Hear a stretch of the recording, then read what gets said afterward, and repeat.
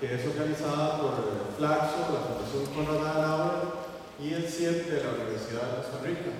Hemos estado haciendo una serie de debates en torno a diferentes temas en general, digamos, pero hemos querido hacer una especie de serie de seguidilla de actividades que tienen que ver con las elecciones municipales.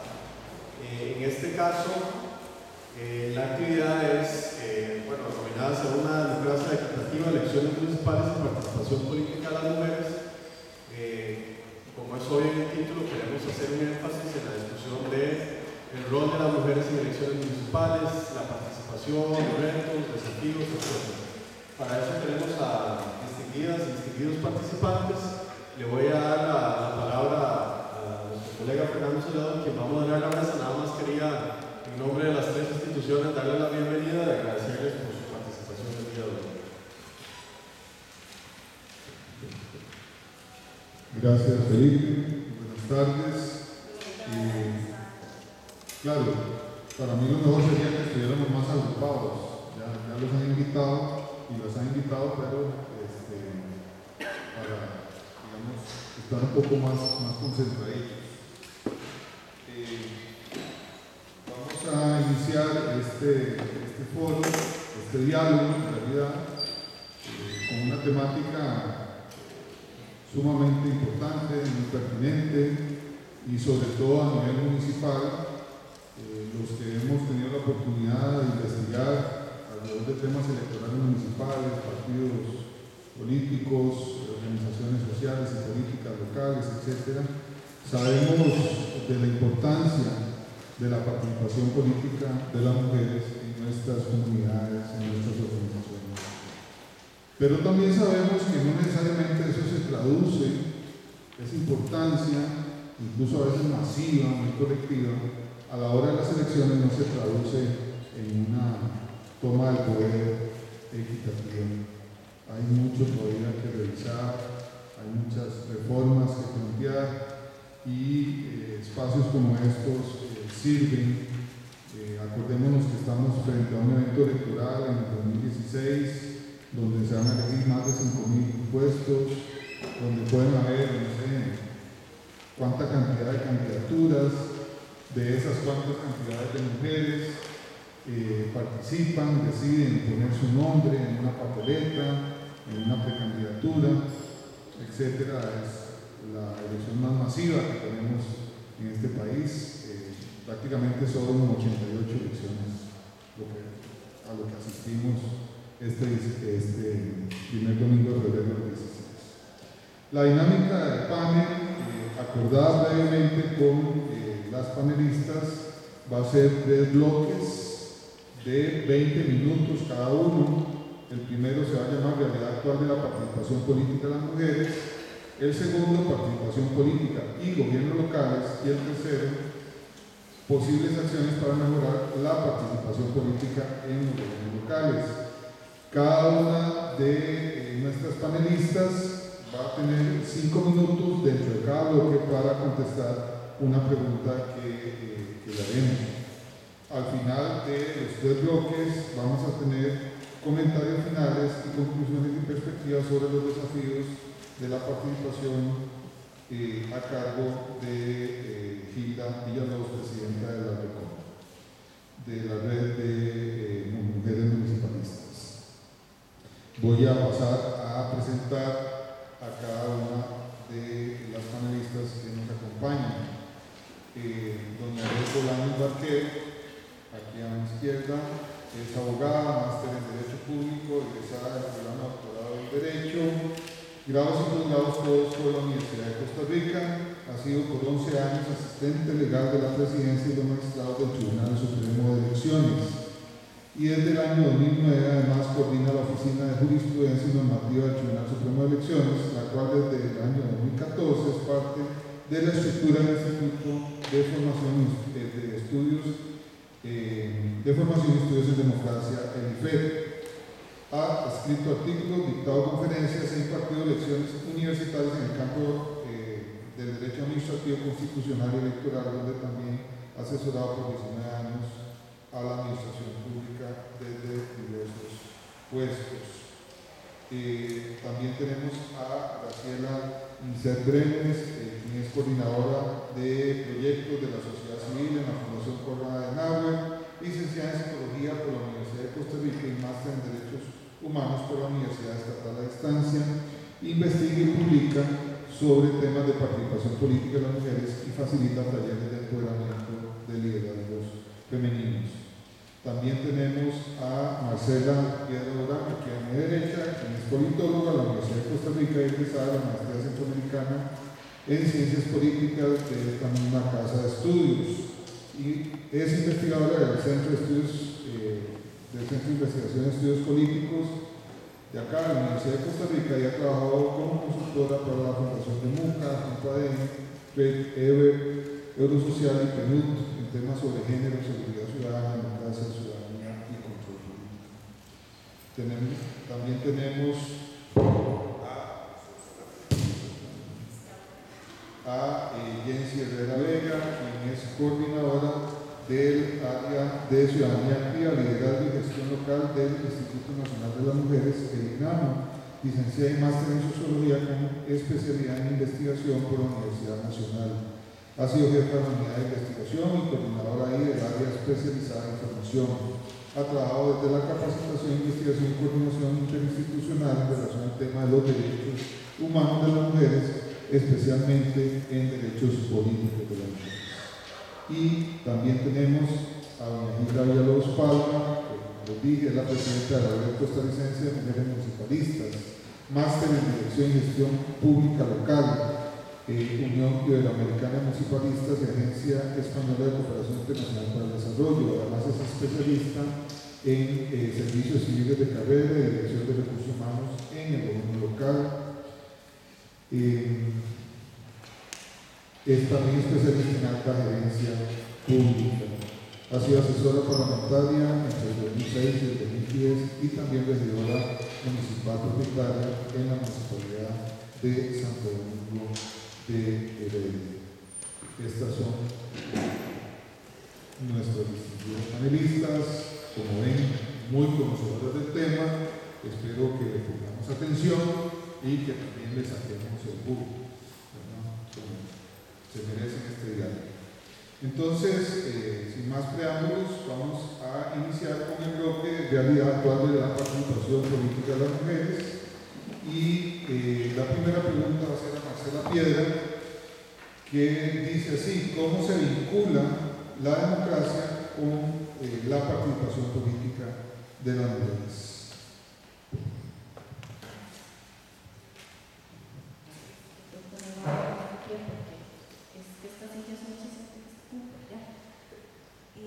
Bueno, tal vez, evidentemente, la pregunta, se contesta por sí misma en el sentido de que si vamos a hablar de participación política en cualquier sector y estamos hablando de democracia, evidentemente el fortalecimiento de la democracia pasa porque todos los sectores y todas las instancias estén representadas en esa democracia. Pero además, desde el punto de vista del debate contemporáneo sobre la democracia, hay que centrar la atención en la capacidad o la incapacidad que tiene ese sistema político para gestionar y representar los intereses y necesidades de esa diversidad de elementos que hay que incorporar, y cómo el sistema democrático va a neutralizar las expresiones históricas estructurales de desigualdad y discriminación. Entonces, en ese sentido, si estamos hablando de que las mujeres en un sistema patriarcal históricamente hemos estado en una condición de subordinación, el Estado democrático, si quiere fortalecerse como tal, tiene que eliminar todos esos elementos, ¿verdad?, que no permiten a las mujeres participar en ese sentido. Y el mayor desafío para un sistema democrático, lo que tendríamos que trabajar es pasar de la igualdad formal a la igualdad sustantiva, que es lo que llamamos la igualdad de facto, ¿verdad?, para tener un impacto realmente efectivo en las condiciones de desigualdad y discriminación que afecta a mitad de la población que son las mujeres. ¿Qué es lo que significa esto? Cuando uno habla de igualdad formal, podemos ver que desde hace mucho tiempo se habla de que las mujeres tienen que estar representadas, de que tiene que haber mujeres candidatas, que se hizo la cuota, que ahora estamos hablando de paridad, pero eso está todavía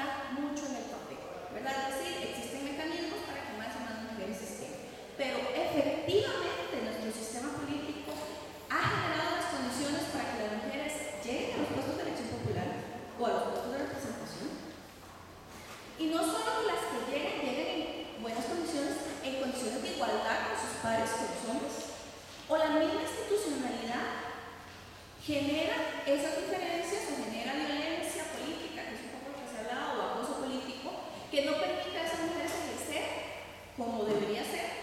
Además, sí, es políticamente incorrecto en este país hablar de que los intereses de las mujeres no estén en todos los espacios, ¿verdad? Pues claro, cuando uno habla con los partidos políticos, todos tienen algo de género. Cuando una va a los ministerios, tienen una oficina de género. Cuando una plantea, bueno, ¿qué es lo que hay? Hay una política nacional de igualdad y equidad. Pero esto se está haciendo efectivo. Normalmente, cuando vemos esto, que ya sería pasar al tema de la igualdad real, sustantiva, normalmente toda esta institucionalidad a favor de los derechos de las mujeres, que son los que tendrían que poner esos intereses, esas demandas y esas necesidades, no tienen los recursos o no tienen el apoyo político para generar los cambios, o simple y sencillamente se ha normalizado tanto que no estemos las mujeres ahí que se va, digamos, generando eso por ahí. Y entonces, ¿qué es lo que pasa? Ahí hemos afectado el ejercicio de la ciudadanía de las mujeres. Porque el ejercicio de la ciudadanía de las mujeres se debe ver en dos ámbitos, ¿verdad? En el tema del derecho a la elección, ¿verdad? El derecho al voto, el derecho a representarse, el derecho a ser partícipe de la política, pero el otro nivel, que es en el que todavía le debemos a las mujeres en esta democracia, es el nivel en el cual ejercemos de manera plena esos derechos políticos. Y ahí es donde yo creo que nuestra democracia no ha logrado hacer ese clic con respecto a cómo integrar a las mujeres dentro de nuestro sistema político. Y cuando hablamos de este ejercicio de la ciudadanía, efectivamente, históricamente ha sido así. Es decir, no solo en Costa Rica, en general en América Latina, nuestro ejercicio de la ciudadanía ha estado muy ligado al tema de ser electores. Entonces, claro, nosotros es políticamente incorrecto no estar incluida en la agenda de mujeres, que somos en general el 50% de la población, en algunos países un poquito más, un poquito menos, pero somos las que además podemos hacer una diferencia. Y además los estudios también indican que dentro de los sistemas democráticos las mujeres salen a votar más que los hombres. Tenemos una responsabilidad mayor de cómo ir a votar. Es decir, en nuestros deberes damos una respuesta al sistema bastante efectiva. Pero cuando ya el sistema tiene que darnos una respuesta con respecto a nuestros intereses, es cuando ahí todavía nos hace falta, ¿verdad? Entonces yo creo que en ese sentido, para cerrar, porque ya me pasaron la tarjeta roja, tenemos que entender que no es solo que estemos las mujeres en un sistema democrático, si queremos que el sistema político pueda plantear que efectivamente tiene perspectiva de género, que efectivamente estamos las mujeres.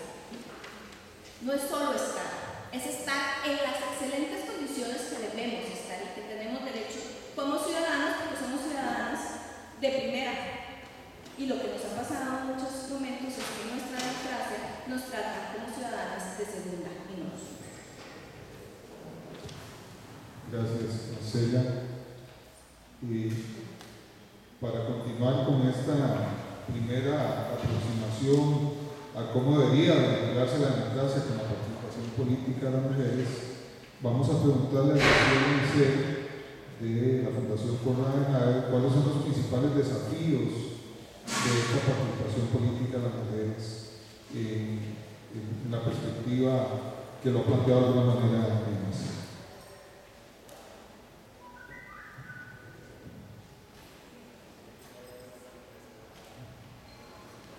Gracias.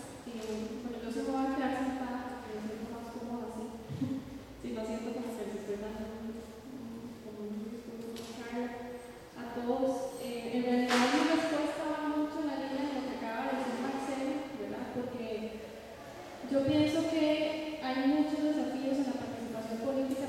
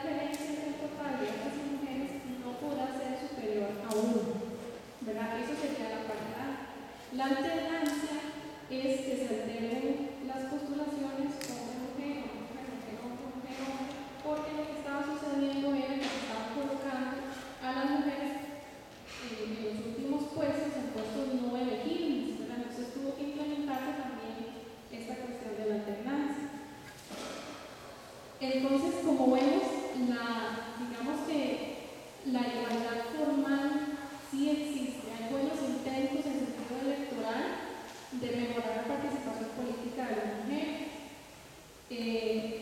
Pero para lograr condiciones de igualdad, digamos, la igualdad se puede también separar en diferentes tipos de igualdad, digamos, y además esa igualdad no en un sentido de semejanza, sino en un sentido de justicia, así es como deberíamos entender. Existe la igualdad de oportunidades por un lado, existe la igualdad de acceso a las oportunidades y existe la igualdad de resultados.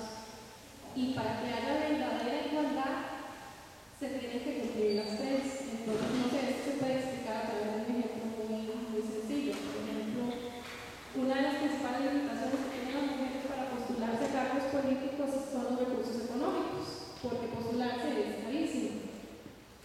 No es lo mismo para una mujer, madre soltera, que quizás puede trabajar solamente medio tiempo y tal vez tiene que pagarle a alguien para que cuide a los niños también, postularse, tiene mucho menos recursos económicos que uno, en este caso, digamos, que no tiene estas obligaciones.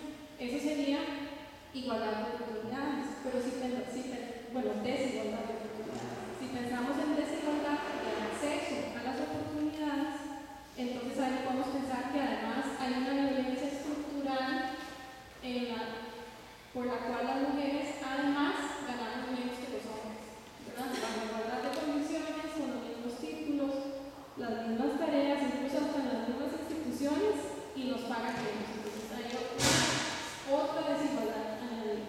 Y desigualdad de resultados también, que aún cumpliéndose todas estas condiciones, una vez que llega al puesto por violencia política, violencia de acuerdo político, que es algo que nos puede también hablar, digamos, en otra pregunta, no se les permite ejercer el poder de la misma forma, ¿verdad? No se les da la misma voz que a los hombres. Entonces, para resumir, el principal desafío es pasar de la igualdad formal a la igualdad real o sustantiva. Gracias, Graciela. Y entonces, en ese sentido, como ya lo mencionó, en el 2009 hubo una reforma al Código Electoral. Entonces, le vamos a preguntar a Daniel Bolaños que cuáles serían las principales limitaciones de la participación de las mujeres en la clave de cuáles han sido los impactos de las acciones afirmativas de esta participación. Gracias, buenas noches. Y agradecerles la presencia, además, porque estos temas son muy importantes y deberían llamar la atención. Pues sabemos que entre semana a veces es complicada las situaciones de todo el mundo, así que enhorabuena que están por acá. En 5 minutos es muy difícil sintetizar las dificultades que han tenido las mujeres y que tenemos las mujeres en los grupos. Eso es permanente. Y aparte, pues las medidas compensatorias que se han tenido que aplicar a las acciones afirmativas para efectos de tener esos derechos. Marcela nos hablaba de dos versiones, o dos visiones, o dos aspectos del derecho al sufragio, el derecho a los derechos políticos, el derecho a la ciudadanía. ¿Qué implica? Son dos posiciones importantes: el derecho al sufragio activo y el derecho al sufragio pasivo. Activo es el derecho a elegir y el pasivo es el derecho a ser electas. Para poder llegar a tener ese derecho a ser electas, hubo que pasar por muchísimas etapas, muchísimas luchas terribles desde antes del siglo XIX, siglo XVIII incluso. Entonces, estamos aquí con algunas posiciones importantes, con una paridad, pues, gracias a esas luchas. Realmente no ha sido algo como que se le ocurrió a alguien y lo metemos en la normativa y entonces ya aplica. Esto no es así. Para poder llegar a ser electas, hubo primero que luchar por el derecho al voto. Y eso fue terrible. Y la primera vez que una mujer vota en Costa Rica lo hace después de 1949, cuando se dicta la Constitución política que nos vota. Entonces, antes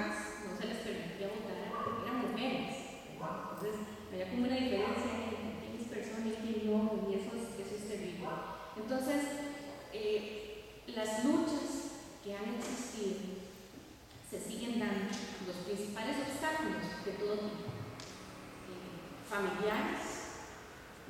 A veces las mujeres tenemos o tienen que trabajar y tenemos que trabajar 2, 3 turnos para poder mantener una familia, y si tenemos aspiraciones políticas es muy complicado. ¿Por qué? Porque aparte de terminar todas las labores del hogar y el trabajo, después vienen las reuniones políticas, y después de las reuniones políticas algunas salidas con los mismos compañeros a efectos de mesas de tragos o algunas cuestiones de fines de semana, seguir con las negociaciones. Eso es totalmente real, no es asombroso ni es tampoco para taparlo, es una realidad. Entonces hay mujeres que no pueden tener esas actividades. ¿Por qué? Porque dependen sus familiares, las personas mayores, los niños, o la misma casa si no tienen niños. Entonces es que tampoco podemos enfocarlo a esas obligaciones. Igual, para una carrera parlamentaria, por ejemplo, sería ideal que existiera. Eso creo que daría una oportunidad importante a las mujeres de mantenerse en los cargos. Una reelección parlamentaria podría ser importante. ¿Por qué? Porque ya se animaron, ya lo hicieron, han sido diputadas, entonces podría ser. El problema es que cuando no hay reelección tienen que volver a sus obligaciones. Y otra vez, lanzarse a la política, vienen un montón de cuestiones. Hay una historia importante incluso que a los varones no se les hacen las mismas preguntas en las entrevistas que a las mujeres. No les dicen, ¿ustedes cuántos hijos tienen? Y bueno, si se acaba de casar y piensa tener hijos, eso no se les pregunta, aunque sean padres, ¿verdad?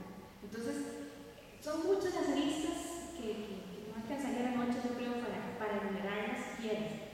Eso por un lado. También hay espacios, obstáculos de espacios físicos, por ejemplo, de que dirán, de que si está reunida solo con hombres, qué raro, será que nada más le interesa la política o quiere algo más. Entonces, no podemos enfocarnos solamente en la cuestión familiar. Y aparte están los otros obstáculos de discriminación, de violencia, en muchos campos, no solo antes de ser electas, sino una vez electas, porque mantenerse en los cargos es sumamente complicado. Las acciones afirmativas. Para efectos de los derechos políticos, la legislación ha sido importante, y eso es un poco la igualdad o el acceso formal que se da. Pero ¿qué pasa? Para que eso sea aplicado en la realidad, se necesitan medidas compensatorias, esto es, para poder llegar a quitar desigualdades. Entonces, ¿qué se ha aplicado en el caso de los derechos políticos? La cuota. Por ejemplo, el 40% de la participación de mujeres era una norma legal que se implementó a partir de la Ley de Igualdad Social de la Mujer. Y aquí abro un paréntesis porque esa ley nació principalmente por derechos políticos, para insertarlos, y se llamaba Ley de Igualdad Real de la Mujer. El proyecto presentado en la Asamblea Legislativa. Llega a la Asamblea y lo primero que hace es cambiar el nombre. ¿Cómo igualdad real social? Empezando por ahí ya hay un tipo de discriminación. Y al final se tienen que poner tantos otros artículos relacionados que la parte de los derechos políticos se minimiza. Se reforma el código electoral, entonces se dice a los partidos que para poder participar en las campañas tienen que presentar al menos en sus nóminas y en sus papeletas un 40% de mujeres, porque no tenían acceso. Entonces, ¿qué empiezan a hacer los partidos? A mandar las listas, pero en las partes bajas de la nómina. Entonces nunca quedaban electas. Recordemos que para quedar electos en una lista hay que sacar cierta cantidad de votos. Por ejemplo, en regidurías o en diputaciones se necesita hacer una operación matemática de repartición de escaños. Entonces, conforme van adquiriendo votos los partidos, se va haciendo esa operación y van obteniendo escaños según el orden de la lista. Primero, segundo, tercero, como este código. Entonces, a las mujeres las ponían al final de la lista. Entonces, los partidos obtenían 3, 4 puntos en regidurías, por ejemplo, en diputaciones por provincia, era la cosa parecida. Y decían, no, aquí está, el 40% está en la lista. Hubo que hacer de gestión importante. Entonces era, ¿cómo se llamaba? La mujer en la que estaba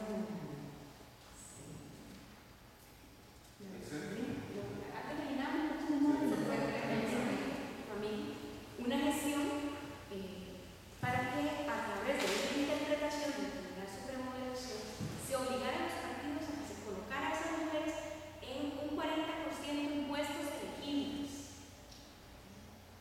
Y entonces allí, a partir de 1999, la elección que seguí, ya se vio reflejada la participación de las mujeres.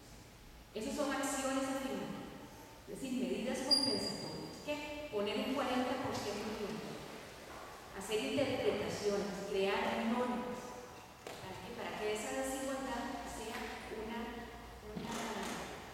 sea echada a un lado y que haya una realidad de esa diferencia.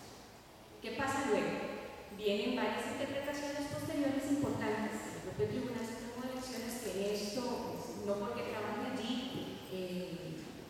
le echo las flores, sino porque de veras la actuación en función del tribunal ha sido sumamente importante, ha obligado a los partidos al punto de que los partidos, y en las interpretaciones, que los partidos que no inscriban ese 40% no iban a ser, perdón, que no presentaran ese 40%, no iban a ser inscritos en las elecciones, no se les iba a permitir su inscripción ni de sus candidaturas. Eso es un castigo muy fuerte para un partido político que no participa en la elección. Entonces, solo así se viene esa obligación. En otros países son multas lo que se da por no incluir mujeres. Y hay partidos que prefieren pagar las multas con tal de no incluir mujeres. Entonces, esa sanción que tiene Costa Rica es una de las más efectivas sanciones. ¿Qué pasa luego? Viene la reforma vigente a partir del 2 de septiembre del 2009, donde se acaban las cuotas y entra la paridad. Ya la paridad es el nivel máximo. La ventaja que tenían las cuotas es que el 40% era un piso, entonces podían haber más del 40% de mujeres. Tan es así que en un momento se creó un partido, la Liga Feminista, donde había muchísimas más mujeres que hombres participando en las nóminas. Entonces, interpusieron un recurso ante el tribunal diciendo que no, que se estaba pasando del 40% de mujeres, que es una barbaridad. El registro civil declara con lugar el recurso en la primera instancia del tribunal y dice: si tienen razón, no cumplen el 40%, se están pasando. Y el tribunal en última instancia les dice: no, quiero dejar, el 40% es un piso. Pueden ir más allá, 60, 80, 100%. ¿Por qué? Porque a las mujeres siempre se les ha hecho muy difícil esa participación. Con la paridad, eso no es posible. Es el 50% mujeres y 50% hombres en todas las integraciones, como lo que yo Marcelo. Recién, ahorita es el establecimiento de la ley y el código electoral. Así que las medidas afirmativas a veces colaboran más que una paridad, realmente. Gracias, Gabriel. Se pasó un poquito. Bien, yo me acuerdo allá por inicios de la década de los 90, algunas investigaciones que hacíamos, y estaba la participación de relleno. Habían personas que eran inscritas como candidatas, sobre todo en las suplencias, sin saberlo, y la mayoría, me acuerdo, en aquel momento eran mujeres, quedaban electas y no se daban ni cuenta, y era para completar un requisito impuesto por el tribunal. Aquí el tema es si esa cultura habrá desaparecido a pesar de las acciones afirmativas. La siguiente pregunta es: ¿cuáles son los principales actores involucrados en la poca o mucha participación de las mujeres? Y esa es una pregunta para Jensi Herrera de Lima. Muchas gracias. De este lado creo que tengo un buen nivel de autonomía. Bueno, quiero iniciar con dos ideas fundamentales antes de contextualizar. La primera de las ideas es que estamos hablando de un tema de poder. Ustedes saben lo que significa tener el poder para decidir en cada uno de los cantones, o el poder de estar dentro de un presupuesto para poder definir líneas de acción, recursos y beneficios desde esa posición.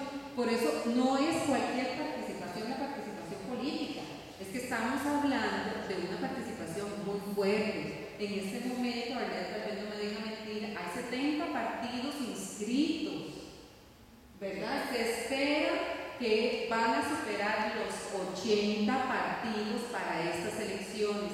Y aquí un punto muy importante, además de este, es que en las próximas elecciones nos vamos a jugar como país temas fundamentales que tienen que ver precisamente con el ámbito de la democracia.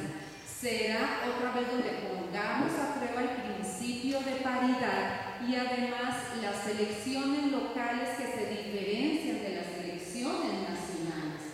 Vamos a ver cuál va a ser también la posición que vamos a tener como país, si los niveles de abstencionismo van a ser muy altos y quiénes van a llegar también a estos espacios en los ámbitos locales. La segunda idea, antes de hablar del tema de los actores, es que yo quiero recuperar algo que dijeron las compañeras.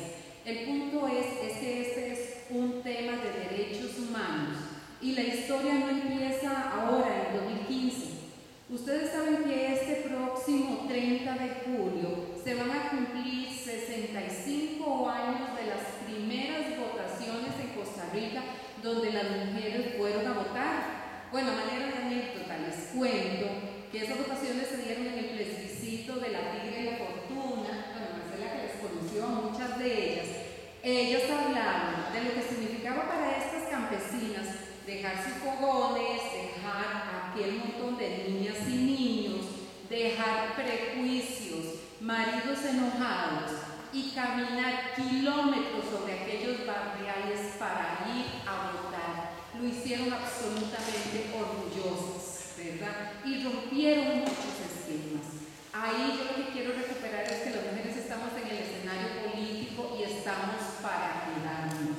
Y vamos a seguir luchando en ese ámbito. En relación con los actores y actoras, sociológicamente hablando, quisiera rescatar unos cuantos, porque este es un fenómeno muy amplio, especialmente porque estamos en una lucha que se puede visibilizar muy fácilmente entre todas aquellas tensiones de conservación de un poder muy tradicional y aquellos sectores que venimos empujando el ámbito y ampliando la gama de derechos humanos. Las mujeres estamos ampliando y solicitando el término de igualdad efectiva en el ámbito de la democracia y otros sectores sociales también están exigiendo mayor representatividad. Entonces esto implica transformaciones dentro de una sociedad y también unos grandes retos país, ¿verdad? En términos de los actores voy a referirme a tres o cuatro. Uno es asumiendo la responsabilidad propia desde la institucionalidad, donde ahí desde el tribunal, desde INAMU, desde las universidades, ¿verdad?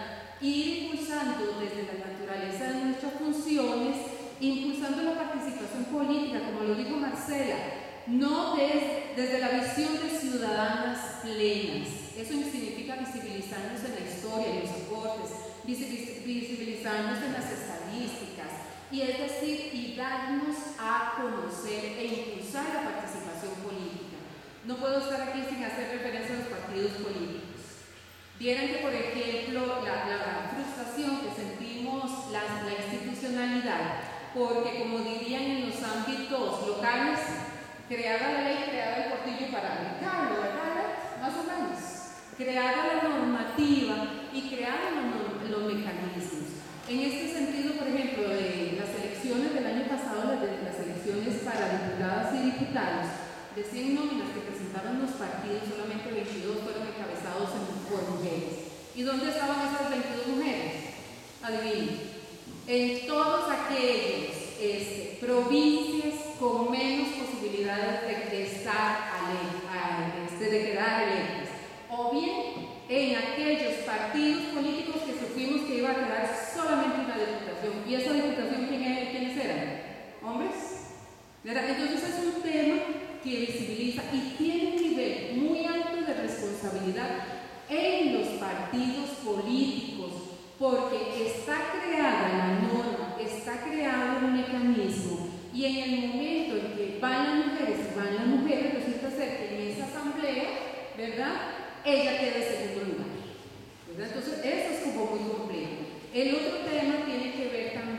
actoras protagónicas a las mismas mujeres, y en dos niveles. En el nivel personal, que tiene que ver con la creación de todas esas herramientas, de saber qué es el código electoral, de conocer sobre alianzas estratégicas y pactos políticos, de poderme vincular de relaciones con las mismas mujeres. Y el otro nivel tiene que ver en el compromiso que tenemos para votar por esas mujeres y solicitarles también que su liderazgo sea un liderazgo género sensitivo y democrático, ¿verdad? Otro de los grandes temas como actores y actoras fundamentales es el ámbito también de ciudadanía.